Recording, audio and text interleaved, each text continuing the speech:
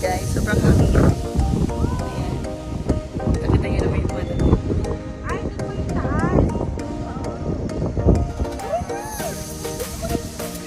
Lapit na lang yung sa gitna. Treasure mo yung bawat. Oo, hindi kasi siya kasama.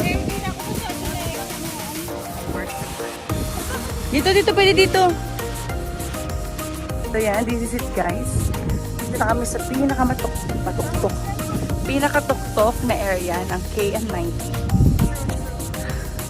Yung kapatid ko.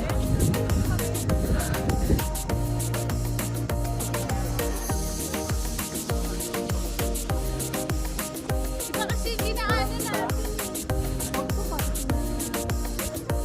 Oo, pang Muslim siya. Ito sa araw ang maganda niya. Ito, sumama picture.